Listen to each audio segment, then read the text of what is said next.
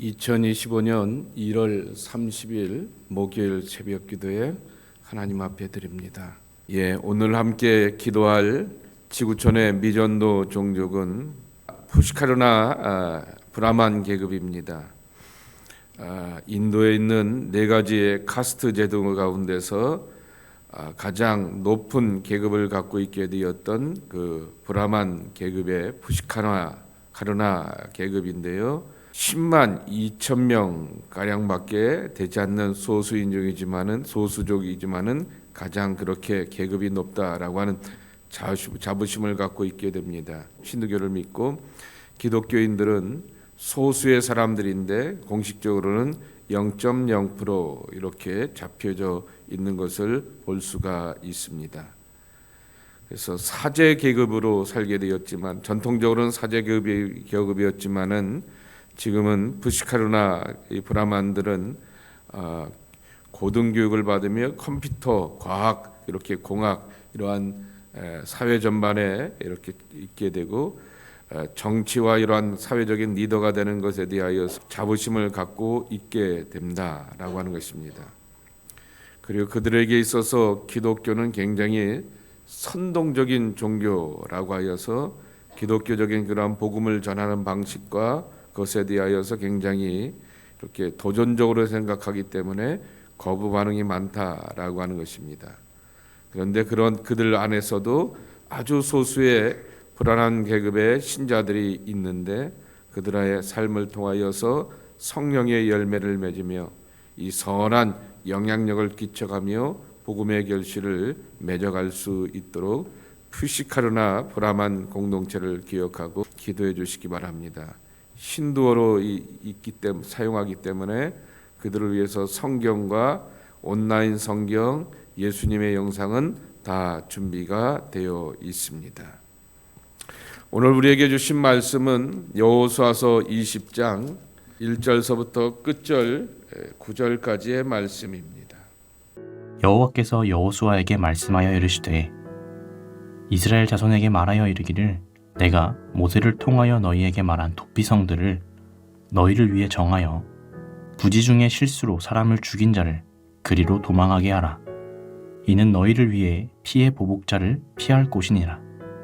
이 성읍들 중에 하나에 도피하는 자는 그 성읍에 들어가는 문 어귀에 서서 그 성읍의 장로들의 귀에 자기의 사건을 말할 것이요 그들은 그를 성읍에 받아들여 한 곳을 주어 자기들 중에 거주하게 하고 피해 보복자가 그의 뒤를 따라온다 할지라도 그들은 그 살인자를 그의 손에 내주지 말지니 이는 본래 미워함이 없이 부지 중에 그의 이웃을 죽였음이라.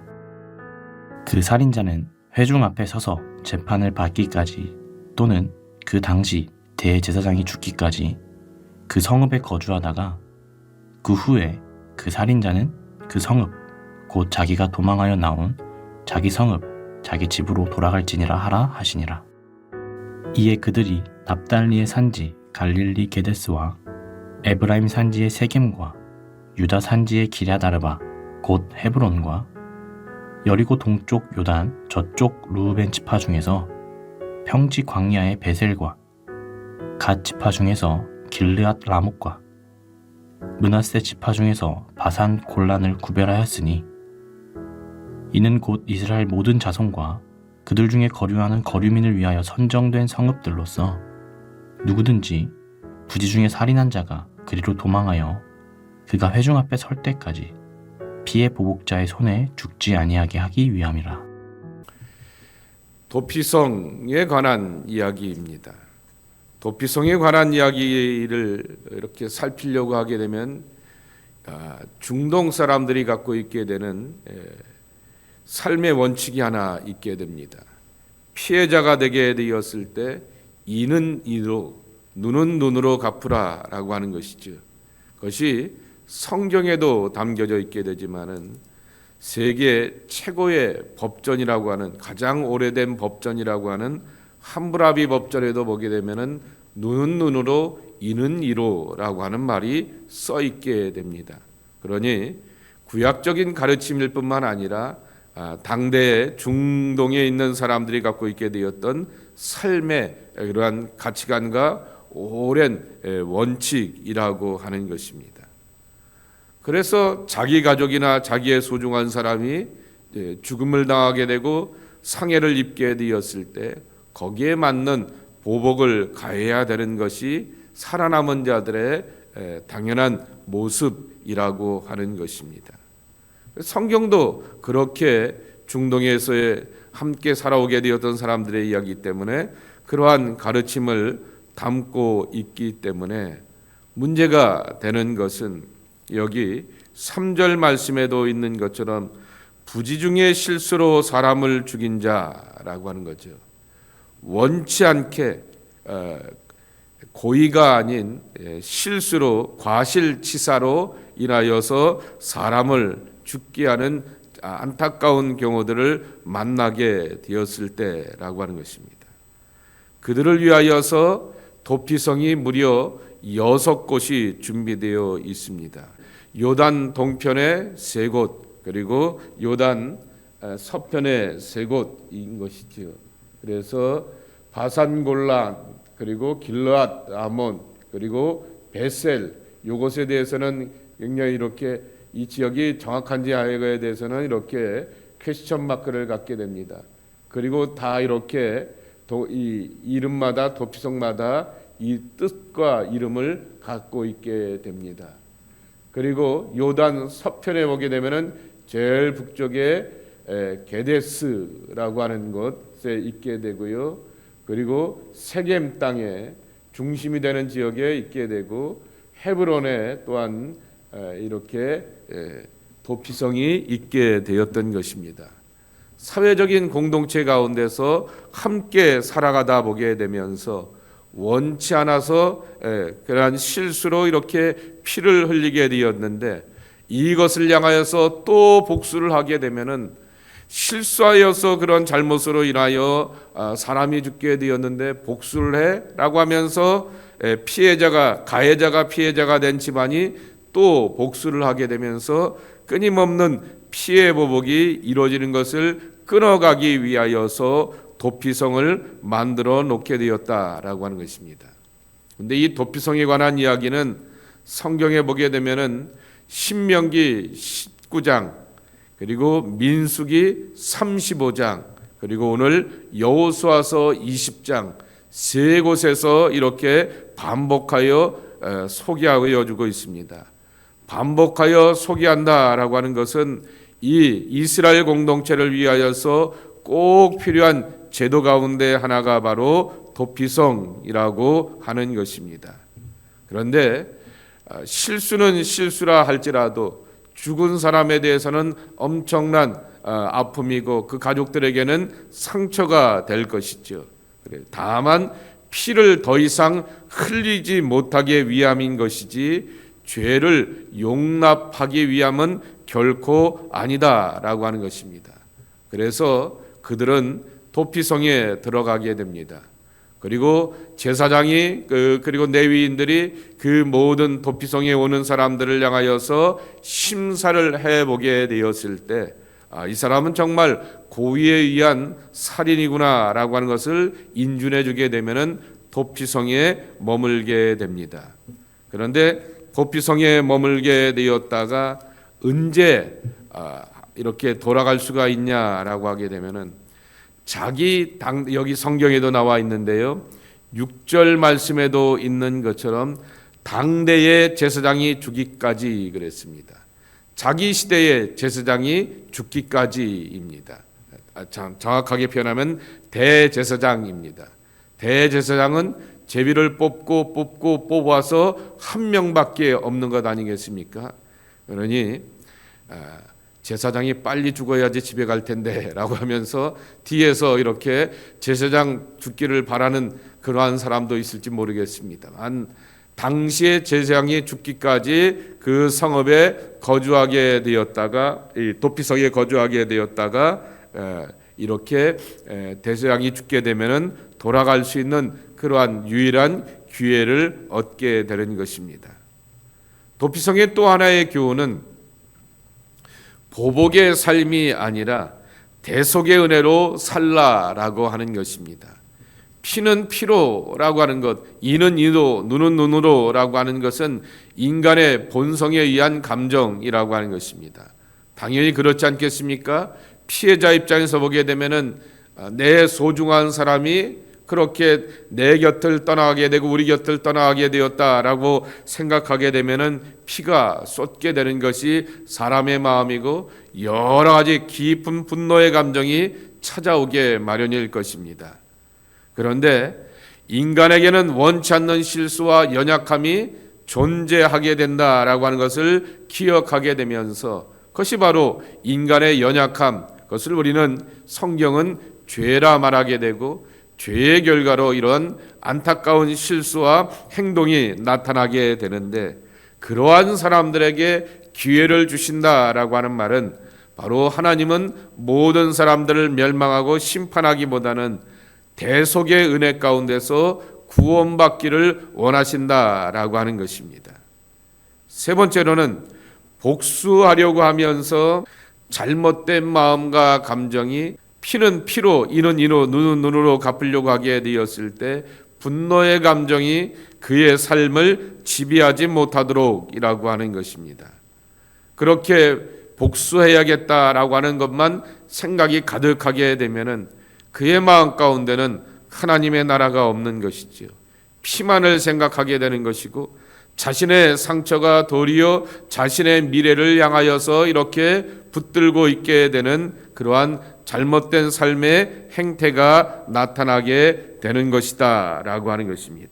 민수기 35장에 보게 되면은 이 도피성에 대하여서 더 자세하게 소개되고 있게 되는데 이 도피성을 향하여서는 길을 내놓게 되었을 때 길의 폭이 무려 14m입니다. 14m가 되면은 거의 영길의 왕복 6차선 정도가 한 14m 될까요?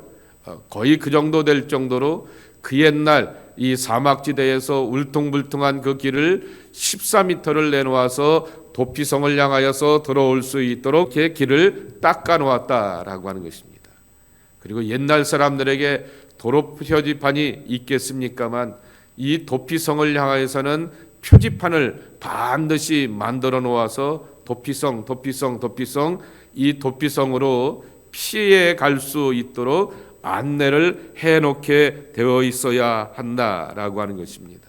이 도피성은 오늘날의 교회 공동체를 향하여서 이렇게 소개하고 있는 상징적인 모습이라고 하는 것입니다. 교회는 죄인들이 찾아오는 것이지 의인들이 의롭담을 향하여서 강조하기 위하여서 있는 것이 아니다라고 하는 것입니다.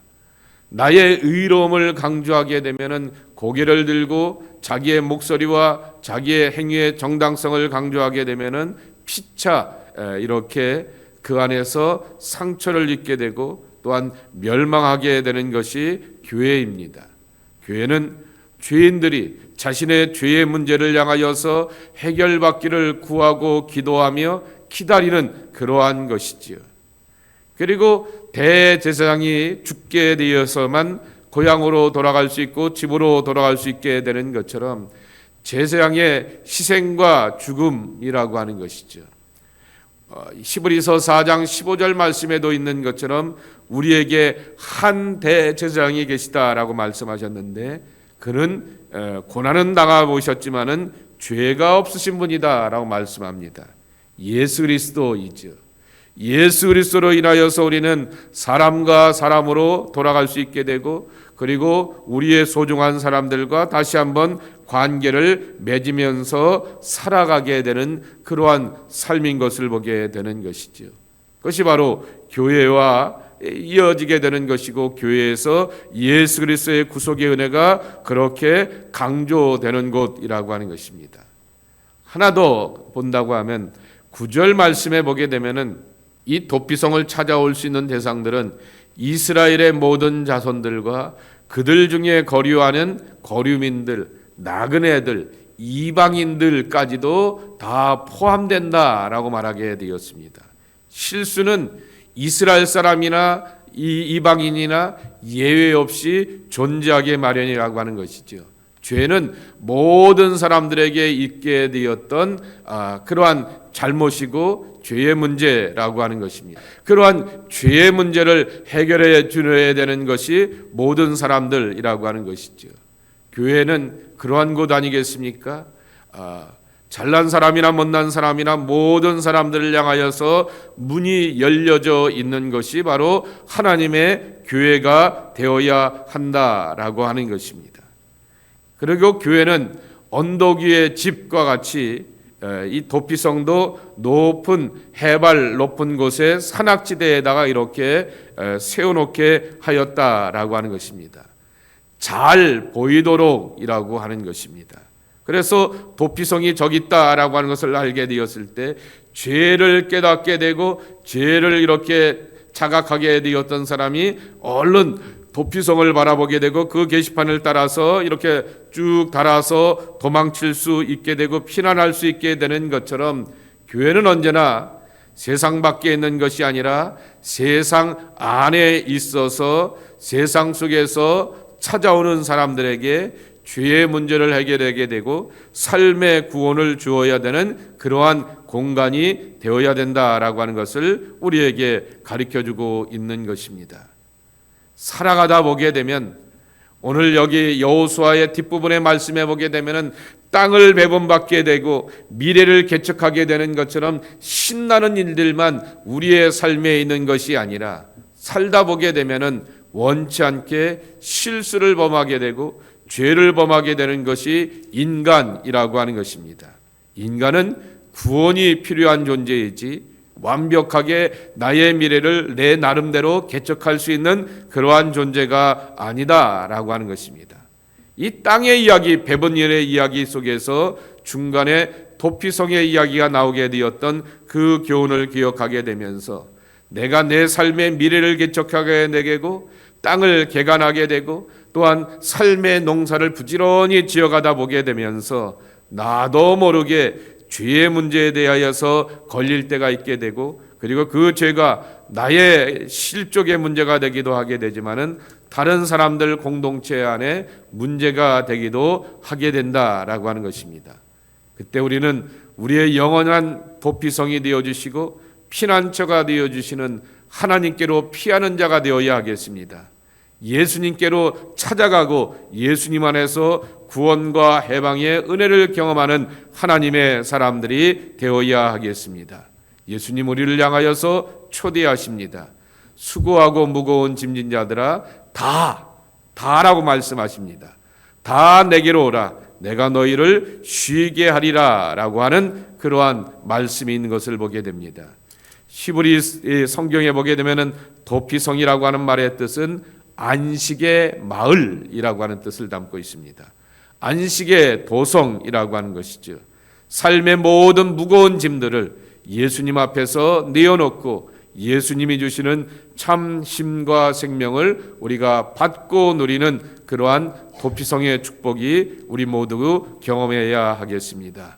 이 아침 기도하는 이 자리, 이 시간, 이 공간이 저와 여러분들에게 예수님의 도피성이 되어서 예수님 앞에 피하고 의지할 때 평안이 있고 안식이 있고 위로가 있고 삶의 모든 부끄러움과 연약함들을 용서해 주시는 구속의 견총을 경험할 수 있는 귀한 은혜가 여러분 모두에게 임하시기를 주님의 이름으로 간절히 축복합니다. 하나님 아버지 감사합니다. 예수님께 피할 수 있도록 이 아침에 깨워주시고 불러주시오니 감사합니다.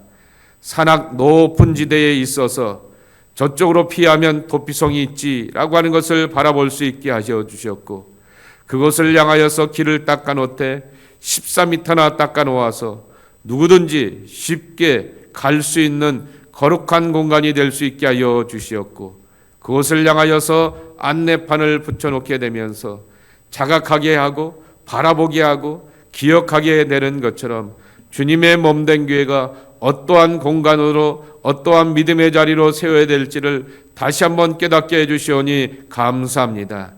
대제사장의 희생이 있는 것처럼 우리의 영원한 대제사장이 되시는 예수 그리스도의 희생과 구속의 피로 말미암아 우리의 죄와 허물과 모든 부끄러움들이 용서함 받고 새 삶을 살 수 있는 기회를 얻게 되었듯이 하나님의 은혜로 말미암아 우리가 구속받기를 원합니다.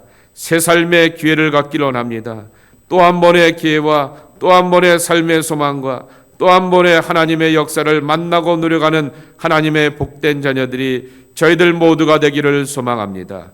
누구나 다 찾아올 수 있는 이 도피성의 은혜와 같이 누구나 다 주님 앞에 나와서 삶의 문제를 내어놓고 기도하며 하나님의 구속의 은총을 경험할 수 있다라고 말씀하여 주셨사오니 수고하고 무거운 짐자들아 다 내게로 오라 말씀하셨던 예수님의 초대에 응답할 수 있는 이 아침이 되게 해주시니 감사합니다. 내 삶의 무게들 그리고 내 삶의 짐들 내 삶의 곤고한 것들 주님 앞에 고백하며 탕감받길 원합니다. 자유하길 원합니다.